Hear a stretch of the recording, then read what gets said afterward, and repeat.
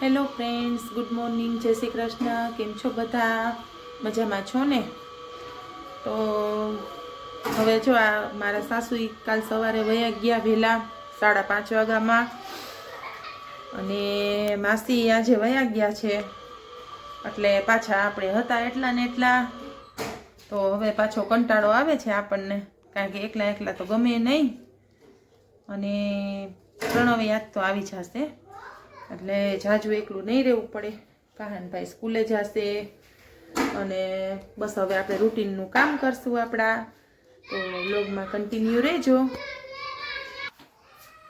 જો આપણે રૂટીનનું બધું કામ થઈ ગયું છે હવે.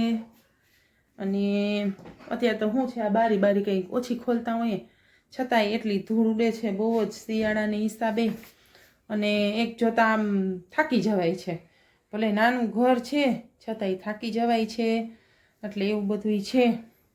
તો અમે કંઈક નવા ઝાડવા વાવ્યા છે, બધુંય કાલે તમને બતાવીશ કાલના વ્લોગમાં. તો આજે હજી આપણે એનું શૂટિંગ નથી કર્યું, કાલે હું કરીશ ને એટલે કાલના વ્લોગમાં તમને બતાવીશ. તો તમે જોજો. તમારા ઘરમાં એ બગીચો કેવો છે મને કહેજો. એટલે અમારે તો છે ને નાનો એવો આમ ક્યારો છે સરસ, પણ એમાં કેટલું બધું વાવેલું છે. અમે નાના ક્યારામાં એ જાજે બધું વાવેલું છે, તો તમને બતાવીશ કાલે. અને અમુક મારા સાસુએ વાવી દીધું, અને એ બધું વ્યવસ્થિત કરીને ગયા છે. પછી આપણે મશીનના અમુક કામ હતા સંચા ઉપર, એ કંઈ થયા નથી, કારણ કે મારો સંચો એટલો વ્યવસ્થિત હમણાં નથી હાલતો. એટલે હવે જોઈએ રિપેર કરાવી, અને એમાં પછી આપણે આગળ કંઈક કરશું તો તમને બતાવીશ. અને કેટલાકના ઘરે સિલાઈ મશીન છે ને કોણ કોણ કરે છે એવું કંઈ ઘર પૂરતું, એમ આપણે બહારનું કાંઈ નહીં, ઘર પૂરતું કરતા હોઈએ. તો કરતા હોય તો મને કહેજો, ને મને કંઈક માર્ગદર્શન આપજો કે આ વસ્તુ આમ નહીં ને આમ થાય. મારે છે ને મશીન છે ને એ આખા આટાનું તો છે, પણ એમાં ફોલ છેડાનું છે, ઓવરલોકનું. તો એમાં જાડા કપડાં છે ને એ હાલતા જ નથી. અને આપણી તો એક જીદ હોય કે ના ધરારેમાં આપણે જાડું કપડું નાખીએ. જેવો જાડું કપડું નાખું છું ને એટલે એમાં ઓલું શું કહેવાય, સેટિંગમાં ફેરફાર થઈ જાય છે.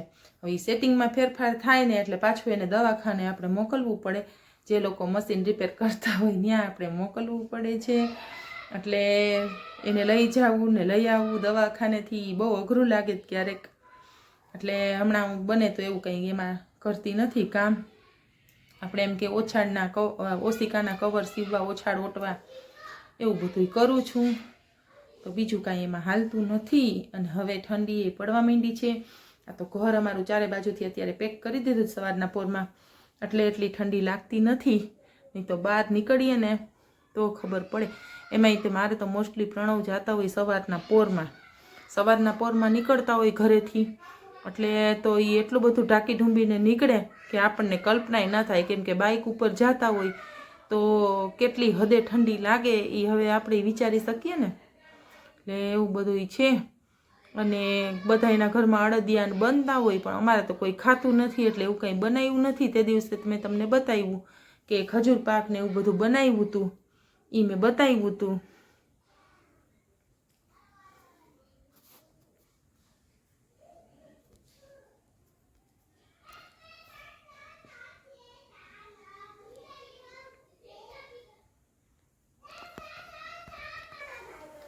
તો હવે પડી ગઈ છે સાંજ. કાહનભાઈ આવી ગયા છે સ્કૂલેથી, અને પાછા હોમવર્ક કરવા ગયા છે. તો અત્યારે થઈ ગયો છે દીવાબત્તીનો ટાઈમ, ને પ્રણવ આવી ગયા છે. તો થાયકા પાયકા આવ્યા છે, એટલે આવીને આરામ કરે છે. હા, એની આ નિયત જગ્યા છે ભાઈ. આવીને એને અહીંયા, કેમ કે અહીંયા સામું ટીવી હોય એટલે અહીંયા લંબાવીને જોવે. શું કે કેવાક થાય? ઠંડી કેવીક હતી? નથી. બપોરે નીકળ્યા હોય એટલે ન લાગે. સવારે જાવ ત્યારે તો ઢબુરાઈને જવું પડે ને. હાથ મોજા હું તમને બતાવીશ ક્યારેક વ્લોગમાં કે કેવી રીતે જાય છે. સવારના 4:30 વાગ્યામાં આપણે એનો વિડીયો ઉતારશું. પછી તમને બતાવીશ કે એ કેવી રીતે જાય છે, તે તમને ખબર પડશે. તો આવું બધું આપણું રૂટીન હોય રોજે રોજ. કહાનભાઈને અમે દીધી હતી આવલું એને કાર્યક્રમ હતો ને સ્કૂલમાં, વિજ્ઞાન મેળો ને એમાં બધી જૂની જૂની એન્ટિક વસ્તુ રાખી હતી.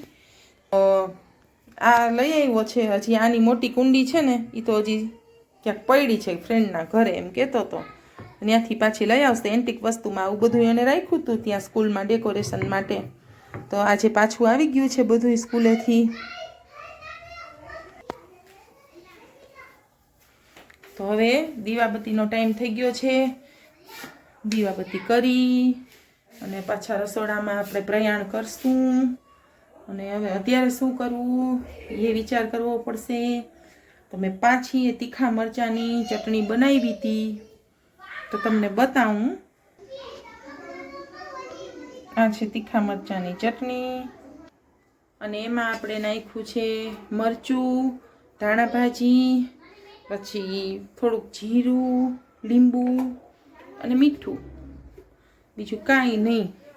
પણ અત્યારે મરચાં સરસ દેશી આવે છે ને એકદમ તીખા મરચાં આવે છે, તો આપણે એમાં નહીં ખાતા. અને સારું, ચાલો હવે આપણે રસોઈ બનાવીશું.